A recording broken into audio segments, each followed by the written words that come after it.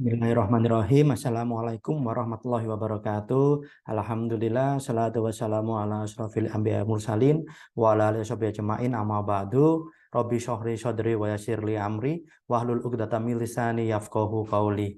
Kita berjumpa lagi ya di materi kita masih di mata kuliah Sistem Security ya. Kali ini kita akan membahas tentang salah satu kelemahan di database ya. Ini adalah salah satu kelemahan yang paling banyak diincar oleh orang-orang jahat di luar sana ya, yang membobol sistem kita. Baik, akan saya tunjukkan. Oke. Nah, jadi kali ini kita akan membahas tentang kerentanan atau celah keamanan yang ada pada database ya. Oke. Sebelum kita mulai, perlu saya sampaikan dulu bahwa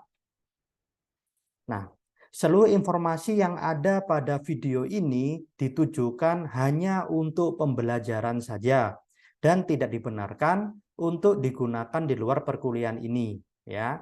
Jadi, penggunaan informasi ini di luar perkuliahan itu menjadi tanggung jawab Anda sendiri dan di luar tanggung jawab saya ya. Karena nanti di sini kita akan membahas beberapa informasi yang agak sensitif ya. Oke, sekali lagi saya ulangi, seluruh informasi ini ditujukan untuk pembelajaran dan tidak dibenarkan untuk digunakan di luar perkuliahan kita. Jika Anda menggunakan informasi yang ada di video ini untuk hal-hal di luar perkuliahan kita, maka itu menjadi tanggung jawab Anda pribadi dan tidak menjadi tanggung jawab saya sebagai dosen Anda. Ya, ini perlu saya sampaikan ya, agar kalau ada apa-apa nanti saya nggak bertanggung jawab. Oke, pertama kita akan bahas tentang database ya. Database adalah tempat di mana data kita disimpan ya. Jadi aplikasi saat ini sudah menggunakan yang namanya istilahnya content management system ya. Jadi dia dinamis menampilkan informasi yang ada di dalam database ya. Jadi semua informasi itu ada dalam database. Contoh yang paling gampang itu website menggunakan WordPress ya. Itu semuanya ada dalam database. Jadi website itu hanya menampilkan saja apa yang ada dalam database. Jadi kalau mau merubah isinya, maka yang dirubah adalah database-nya. Nah, ini yang menjadi incaran ya. Oke, ada beberapa macam database, yaitu relational database, ada NoSQL, ada object oriented dan ada graph ya. Kali ini kita akan membahas tentang relational database saja ya. Nah, untuk manajemen, mau menambah data, mau menghapus data, dan lain sebagainya, itu di relational database menggunakan bahasa perintah yang dinamakan dengan SQL, ya, atau sering disingkat dengan SQL, ya, struktur query language. Ya. Anda pasti sudah dapat ini di mata kuliah basis data. Ya. Kemudian untuk berinteraksi dengan database biasanya menggunakan database management system, gitu ya. Jadi database management system itu atau di BMS itu ada software yang dia menjalankan SQL untuk memanipulasi database kita. Ya, oke. Itu sekilas tentang database. Saya yakin Anda sudah paham, sudah dapat ini di mata kuliah basis data. Oke. Nah, saya ingatkan kembali ya di sini bahwa pada relational database itu ada strukturnya seperti ini. Strukturnya yang pertama adalah database. Di dalam database ada tabel, di dalam tabel ada field. Field ini memiliki tipe data masing-masing. Kurang lebih seperti itu ya. Jadi ada database, kemudian ada tabelnya, kemudian ada field-nya. Nah, data itu disimpan di dalam field. Data disimpan dalam field. Kemudian tabel-tabel ini bisa saling dihubungkan seperti ini. Ada yang one to many, ada many to many ya. Semoga Anda masih ingat. Oke.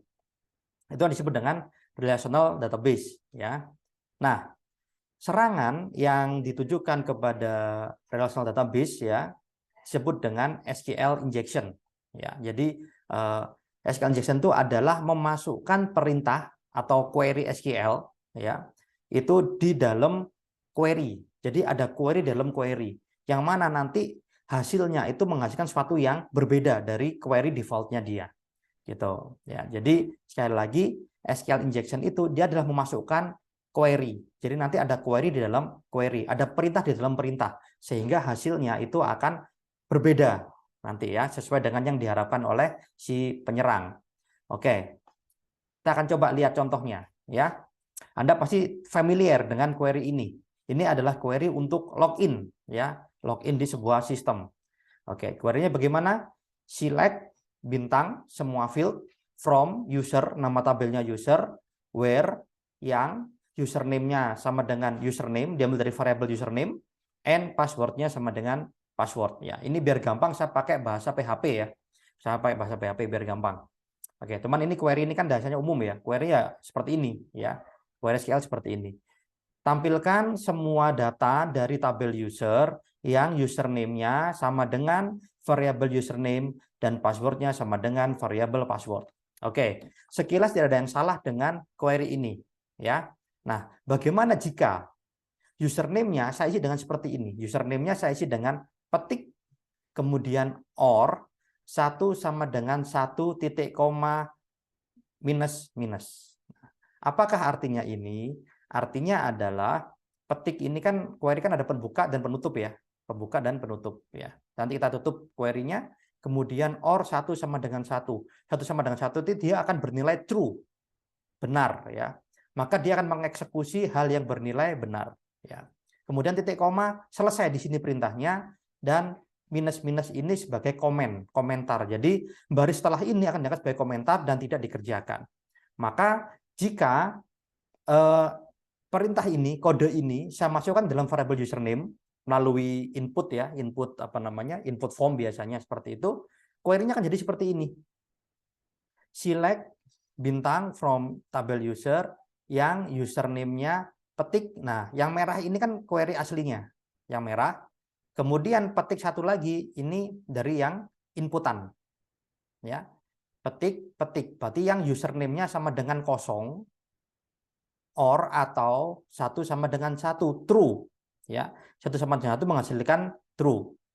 Ya, jadi tampilkan semua data dari tabel user yang username-nya kosong atau benar. Ya, karena dia operatornya adalah atau or, maka akan dipilih salah satu yang bernilai benar. Setelah itu selesai di sini perintahnya dan komen. Jadi end password-nya ini akan dianggap sebagai komentar dan tidak dikerjakan.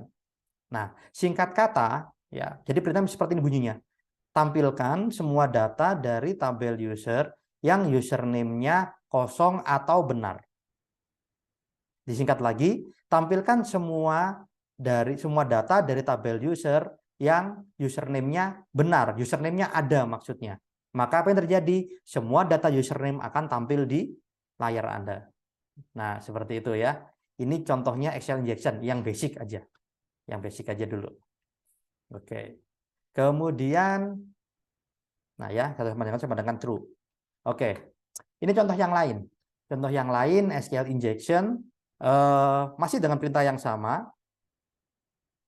Oke, maaf.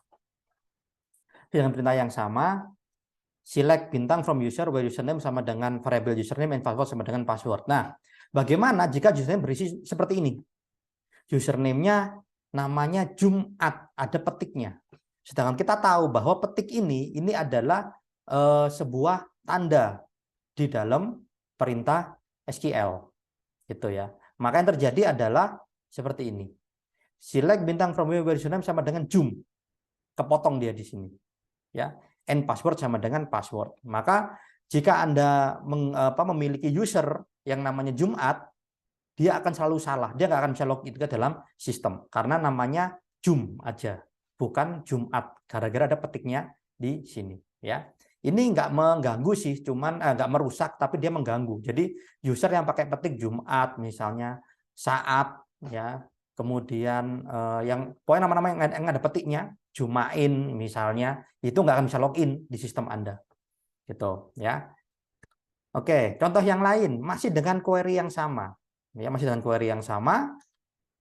Bagaimana jika ini query yang tadi ya, yang awal tadi, setelah titik koma, tadi kan langsung minus-minus ya, komen. Saya berikan perintah lain. Select bintang from users. Tampilkan semua data dari tabel user. Maka yang terjadi perintah kan seperti ini.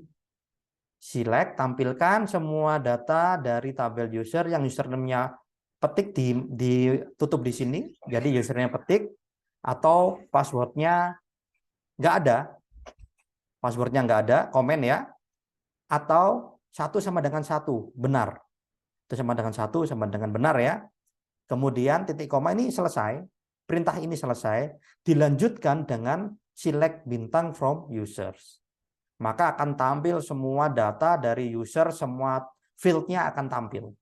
Nah, itu ya. Nah, di sana kalau misalnya passwordnya nggak dienkripsi, akan ketahuan dong passwordnya apa ya, user apa, passwordnya apa. Nah, seperti itu. Ini contoh modifikasi, ini masih basic ya. Oke, semakin ke sini semakin mengerikan nanti. Masih sama lagi perintahnya. Nah, ini biasanya dilakukan oleh cracker atau hacker itu seperti ini. Perintahnya adalah show table. Ini anggaplah dia nggak tahu tabelnya ada apa saja di sana gitu ya. Kalau tadi kan sudah tahu tabelnya user. Kalau belum tahu bagaimana, show table aja. Maka akan tampil nama-nama semua tabel yang ada di dalam database program Anda. Nah, gitu ya. Dari situ maka hacker atau crackernya bisa tahu apa namanya, oh ada tabelnya aja loh, oh kira-kira yang menarik tabelnya ini. Nah, seperti itu ya. Ini perintah standarnya SQL untuk menampilkan semua tabel. Saya yakin Anda sudah tahu ini ya. Oke, semakin mengerikan ya, pasti perintah yang sama. Bagaimana jika ini drop user ya, tabel usernya dihapus, ya sudah, ini merusak gitu ya. Tabel usernya dihapus, selesai sudah, aplikasinya nggak ada bisa login karena tabel usernya nggak ada, dihapus gitu. Nah, bagaimana kalau dropnya drop semua tabel atau drop database? Wah, selesai sudah gitu ya. Itu bahayanya. Jadi bisa disisipi oleh perintah-perintah lain. Itu kalau kita masih ngomong tentang database-nya. Pak, misalnya ada yang tanya, apakah bisa ini merusak servernya? Oh, tentu bisa ya. Nah, contoh ini, saya ubah sedikit query-nya. Ini biasanya untuk pencarian.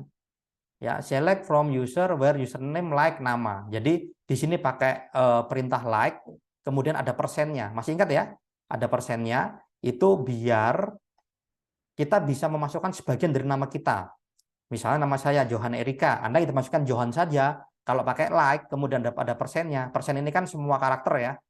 Diawali dengan semua karakter, yang ada Johannya, kemudian semua karakter di belakangnya. Akan ketemu. Tapi kalau Anda pakai sama dengan, nama saya di database adalah Johan Erika, kemudian Anda pakai sama dengan Johan, maka nggak ketemu. Tapi kalau like, kemudian ada persennya, semua karakter akan ketemu. Ya, biasanya untuk perintah-perintah pencarian. Ya, nah, kemudian saya tambahkan perintahnya seperti ini. System shutdown strip H now. Sistem ini adalah perintah query, tapi dia akan menjalankan perintah-perintah di server. Nah, ini agak mengerikan ini ya, agak mengerikan ini. Gitu. Jadi perintahnya adalah shutdown strip H, H itu halt, berhenti, now, sekarang. Gitu. Jadi dia akan di shutdown. Kalau di restart, shutdown strip R, restart. Now-nya bisa diganti jam berapa gitu ya. Nah, gitu. Ini mengerikan. Query-nya kan seperti ini. Gitu ya.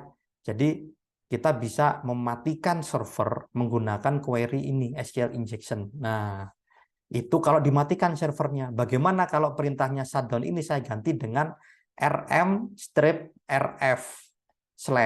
Nah, yo, yang sudah dapat mata kuliah sistem operasi, apa artinya? rm remove strip r apa namanya folder f force dipaksa slash semuanya. Jadi sama dengan Anda memformat servernya. Nah, itu dimungkinkan ya. Dan saya pernah melakukan itu itu di server live production, server live saya format. Itu pernah gara-gara kebanyakan remote ya. Oke, jadi kesimpulannya adalah SQL injection itu adalah memasukkan perintah SQL di dalam perintah SQL. Jadi ada beberapa komen nanti di dalam perintah SQL. Gitu ya. Oke, sekarang kita akan ngomong tentang pencegahannya. Bagaimana pencegahannya? Oke, pertama, batasi privilege user database-nya. Jadi user aplikasi Anda hanya boleh mengakses database yang digunakan oleh aplikasi Anda. Nggak boleh satu user untuk semuanya. Apalagi user pakai root. Wah, itu bahaya. Ya, Kalau root kan dia bisa mengakses ke semua database gitu. Karena biasanya satu web server itu isinya ada banyak aplikasi gitu ya, ada banyak aplikasi, ada banyak database gitu. Kemudian batasi user ability-nya. Jadi jangan sampai dia memiliki kemampuan untuk grant full access. Ya, gini biasanya ini kalau kita mau apa namanya membuat super user, membuat user, kemudian agar user itu biasanya kita nggak mau repot ya. Saya mau user saya bisa mengakses ke semua database gitu ya, biar saya hanya pakai itu saja bisa mengakses ke semua database. Nah itu sangat bahaya sekali gitu ya. Oke, kemudian gunakan list privilege. List privilege itu jadi misalnya ini yang ini di server ya, yang tadi ya, yang masalah nge-restart server, kemudian shutdown server, itu kan dia menjalankan perintah-perintah. Nah, pastikan user yang digunakan oleh aplikasi ini, biasanya kalau aplikasi web itu dia menggunakan user web server ya. Kalau pakai Apache itu biasanya www data gitu usernya ya. Itu Apache 2 gitu biasanya. Nah, itu dia dibatasi aksesnya.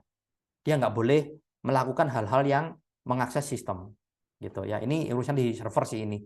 Ini mestinya nanti Anda pelajari di mata kuliah sistem operasi. Oke. Berikutnya, jangan lupa untuk menggunakan enkripsi ya. Minimal passwordnya harus dienkripsi. Gitu ya. Minimal password harus dienkripsi. Enkripsinya pakai apa? Terserah. Yang penting dienkripsi. Jangan plain text. Enak sekali tuh plain text ya. Tadi begitu dia bisa apa? Select bintang from user, tabel user, udah keluar semua gitu ya. Jadi itu bahaya sekali. Gunakan enkripsi. Oke. Kemudian yang berikutnya adalah gunakan yang namanya secure coding.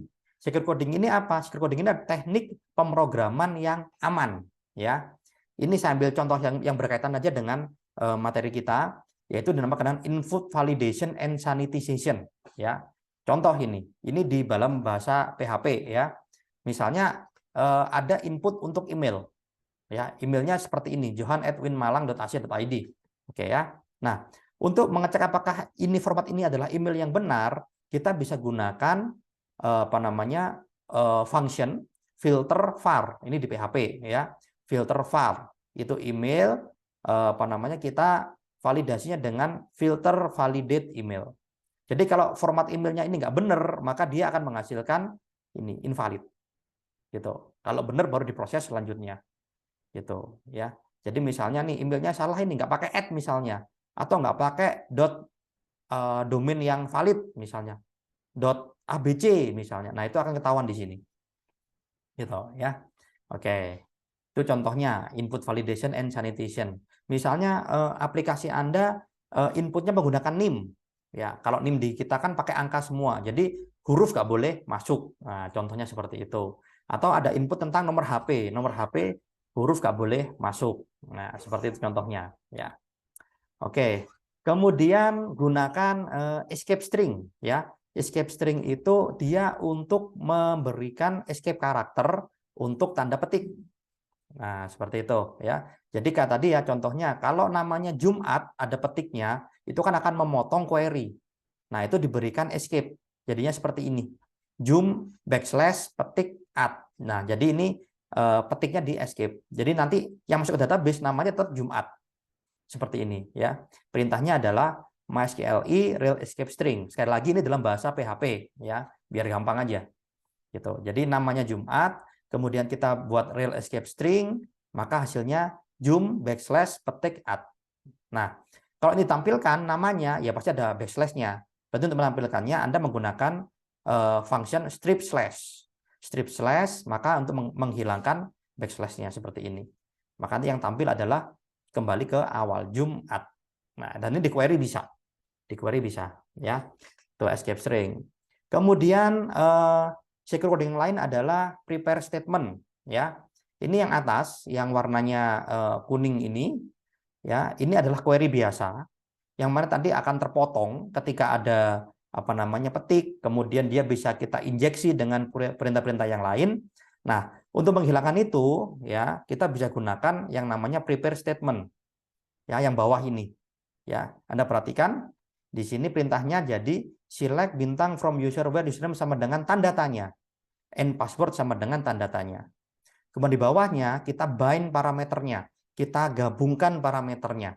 yaitu username, itu di sini tanda tanya yang pertama, dan password menjadi tanda tanya yang kedua. Nah, dengan seperti ini dia akan menggagalkan kalau ada injeksi-injeksi tadi. Gitu. Jadi ini query dan parameternya itu dipisahkan. Kemudian baru kita bind, digabung, baru nanti dia bisa di-execute. Nah, seperti ini. Ya, itu menggunakan namanya prepare statement. Kemudian ini yang simple tapi sebenarnya ini bahaya, ya, yaitu perintah kesalahannya, alert message-nya, ya. Misalnya username salah, Anda menampilkan error username salah. Kalau passwordnya salah, Anda menampilkan error password salah. Nah, ini sekilas nggak ada yang salah dengan error ini. Tapi perhatikan, ketika username-nya benar dan passwordnya salah, maka yang muncul adalah error password salah. Berarti Anda tahu username-nya benar. Ya. Nah, berarti separuh sudah tahu nih, oh username-nya benar, tinggal nyari password-nya aja. Nah, contoh seperti ini contoh simple, tapi ini bahaya. Ya, jadi secara nggak langsung Anda ngasih tahu, username-nya benar loh, tinggal password-nya aja yang salah. Nah, sebenarnya itu Anda ngasih tahu sebenarnya gitu. Nah, bagaimana solusinya? Ya udah biar nggak tahu kasih aja username atau passwordnya salah, biar dia mikir yang salah yang mana. Gitu ya. Jadi nggak langsung memberitahu, username benar, passwordnya salah. Oke, nah seperti itu. Kemudian terakhir backup. Ya, backup ini harus dilakukan secara berkala. Ya, Anda bisa menggunakan incremental backup atau full backup. Ya, kemudian backupnya itu Anda disarankan diletakkan di server yang lain yang jauh. Kalau perlu masukkan di cloud storage. Gitu. Jadi backupnya itu disarankan daily, harian untuk incremental backup dan mingguan atau bulanan untuk yang full backup. Bedanya apa? Kalau full backup dia akan membackup semuanya, total di backup. Kalau incremental backup dia hanya akan membackup data-data yang tidak ada di backup sebelumnya. Jadi misalnya backup sebelumnya itu hari Minggu, sekarang hari Senin. Maka incremental backup itu hanya berisi backup yang hari Senin saja. Kalau full backup itu dari awal sampai hari Senin sekarang. Kalau incremental backup itu selisihnya aja dari backup full backup terakhir. Kemudian jangan lupa letakkan di server yang lain, kalau bisa di cloud storage. Karena kalau backupnya Anda letakkan di server yang sama, kemudian disknya error, disknya rusak, ya sama juga bohong. Begitu, ya. Oke. Apa yang di backup? Database, kemudian aplikasinya dan file yang diupload, ya. Nah, ini sekedar pengalaman saya dulu pribadi ya. Ini dulu saya melakukan backup daily, incremental backup itu setiap hari dan full backupnya itu setiap minggu. Yang saya backup incremental itu database. Kalau aplikasinya itu saya backup mingguan, gitu ya. Jadi barangkali dari bagian sistem developernya itu dia ada update-update terbaru yang saya nggak tahu, ya udah backup aja, gitu ya. Kemudian file-file yang diupload, jadi misalnya ada file yang diupload itu perlu di backup juga. Nah, kemudian backupnya ini dulu saya backup ke Google Drive waktu itu. Jadi waktu itu Google Drive masih unlimited ya, sebelum pandemi ini masih unlimited. Caranya adalah Google Drive kan dia hanya bisa jalan di server Windows ya, di komputer yang OS-nya Windows atau Mac. Server saya cuma pakai Linux ya. Nah, jadi saya install satu komputer menggunakan OS Windows hanya untuk install Google Drive. Kemudian saya pasang FTP server di situ. Nah, kemudian di server-server saya yang lain yang pakai Linux tadi itu, saya pasang script untuk melakukan backup, kemudian mengupload backupnya ke FTP server setiap tengah malam. Gitu. Nah, FTP servernya tadi itu folder backupnya saya letakkan di Google Drive. Jadi begitu jadi upload, kemudian otomatis sama server yang Windows tadi akan diupload ke Google Drive. Nah, seperti itu. Dan pernah terjadi suatu saat tiba-tiba servernya error. Ya gampang aja, tinggal bikin server yang baru, kemudian kita restore lagi backupnya, selesai. Nggak sampai 1 hari sudah up waktu itu. Ya, oke. Baik, jadi sekali lagi saya sampaikan bahwa seluruh informasi ini ditujukan untuk pembelajaran dan tidak dibenarkan untuk digunakan di luar perkuliahan ini. Penggunaan teknik-teknik yang tadi saya sampaikan di luar perkuliahan ini menjadi tanggung jawab Anda pribadi dan bukan di luar tanggung jawab saya dan bukan tanggung jawab saya sebagai dosen. Oke, baik. Demikian untuk materi kita kali ini. Sampai jumpa lagi pada materi selanjutnya. Semoga bermanfaat. Wassalamualaikum warahmatullahi wabarakatuh.